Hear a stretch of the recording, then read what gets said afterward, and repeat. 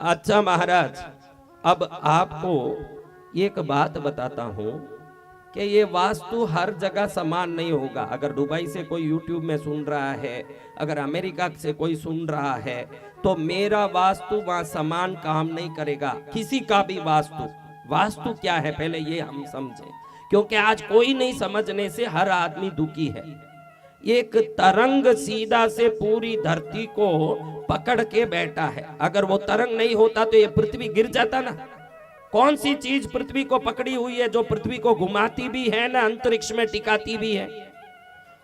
वो चुंबकीय शक्ति को वास्तु बोलते हैं। समझ रहे हो ना आप? वो चुंबकीय शक्ति सदा उत्तर दिशा की ओर बहती है। किस दिशा में बहती है?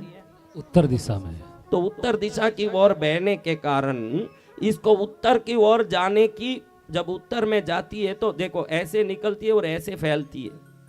इसलिए उत्तर और पूर्व को खाली रखना ज्यादातर हम कहते हैं, क्योंकि वो अच्छे से उस शक्ति को जाने के लिए हम जगह देते हैं। क्या करते हैं? जगह देते हैं। थोड़ा बजाते रहो भाई, कल ही पेमेंट लेना है। हाँ, कल ही का दिन है पेमेंट वाला, कहीं कवर आधा ना हो जाए, थोड़ा ध्यान रख लो। सर्कस में भी आप देखो तो जो लास्ट सीन आता है उसमें वो नाच नाच के ज्यादा खुश करती है सभी दर्शकों को, क्योंकि उसको मालूम है कि अब सर्कस पूरा होने वाला है। तो आपको बता दूं, ये पृथ्वी जो है, ये पृथ्वी 14 डिग्री उत्तर और पूर्व की तरफ झुकी हुई है अंतरिक्ष में। किस तरफ झुकी हुई है? और आपको बोला कि 4 फुट की बेडशीट ओढ़ के कोई 6 फुट का आदमी सो नहीं सकता। तो ये झुकी हुई पृथ्वी दो 14 डिग्री, आप कोई ज्योग्राफी पढ़ोगे तो आपको अच्छे से समझ पड़ेगा कि पृथ्वी सीधी खड़ी नहीं है, उत्तर पूर्व की ओर थोड़ी झुकी हुई है और इधर से उठी हुई है दक्षिण और पश्चिम की ओर।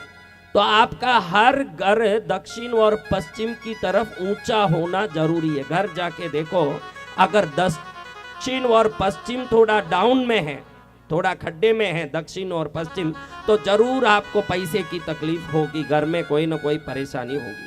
और जो घर उत्तर और पूर्व की तरफ ढलता है, अभी सभी वास्तु के लोग बोलते हैं कि उत्तर पूर्व की ओर ढलान होना चाहिए, ये मात्र भारत, सिंगापुर और ईस्ट एशियन कंट्रीज के लिए है। जापान, थाईलैंड, सुमाट्रा, वियतनाम, मलेशिया, ये देशों के लिए, बैंकॉक तक ये चलेगा। अगर आप यूरोप की साइड चले गए तो ये नहीं चलेगा, क्योंकि ये झुके हुए भाग में ये ईस्ट एशियन कंट्रीज है।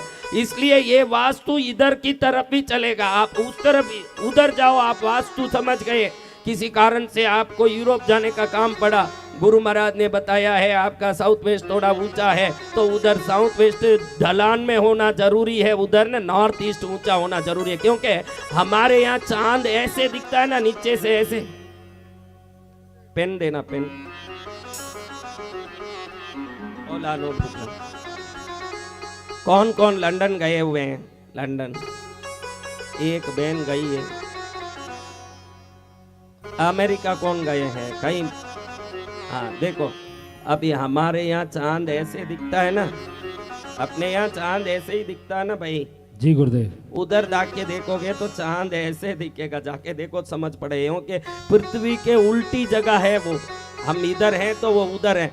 कभी आप लंदन अमेरिका जाओगे तो चांद ऐसे दिखेगा वहाँ। इंग्लिश पिक्चर देखो, कम से कम इंग्लिश पिक्चर देखो, उसमें चांद ऐसे बताते हैं वो लोग। तो यहाँ के वास्तु के विपरीत वास्तु है वहां, क्योंकि वो उल्टा है। वास्तु सब जगह समान नहीं है। इससे मालूम पड़ता है कि वास्तु वो है, पृथ्वी की स्थिति के अनुसार हम हमारे घर को बना के हमारे अनुसार हमारा पलंग बेडशीट की तरह उसकी व्यवस्था करते हैं। जब वो स्थिति बराबर हो जाती है तो तरंगें बराबर घर में चलने लगती है ना। जब तरंगें बराबर चलती है तो हमारे हर कार्य में सफलता मिलना शुरू होता है। यही वास्तु। जय गुरुदेव। अगर कोई वास्तु जानो न जानो, फिर भी घर में शांति होना, तो हर बार मैं ये कहता हूँ कि कम से कम आप घर को हर हफ्ते रविवार के दिन नमक के पानी से पोंछा करो। ये कंपलसरी नियम रख लो। अगर रविवार को नमक के पानी से पोंछते हो तो 2-3 महीने में देखोगे कि बिना फालतू के झगड़े, बिना फालतू का क्लेश, नुकसान, परेशानियां, कोई तकलीफ खाली नमक के पानी से ठीक हो रहा है, क्योंकि नमक इस दुनिया का सबसे पावरफुल शक्ति वाला वस्तु। तीनों लोग, अभी मैं नमक से नहाया हूँ, आज मेरा नवन नमक से ही हुआ है। रविवार को मैं नमक से ही नहाता हूँ, किस नमक से ही, बस नमक के पानी से। हिमालयन बहुत साल्ट से नहाता हूँ। हिमालय पर्वत में पहले समुद्र था, पहले आज हिमालय है, वहां पहले क्या था? समुद्र। भूकंप का जोर के झटका लगा तो समुद्र जाके उधर हिंद महासागर आज है, वहां पहुंच गया ना, पर्वतों की श्रृंखला इधर आ गई। तो जहाँ समुद्र पहले था उसके नीचे के वो पानी का पट्ट वैसे ही नीचे रह गया, तो वो सब नमक का बड़ा ढेर बन गया। आज भी हिमालय में वहां से जिस नमक को निकालते हैं उसको हिमालय नमक कहते हैं। क्या नमक? हिमालय नमक। वो नमक लाखों वर्ष पुराना है, इसलिए उसमें ताकत बहुत है।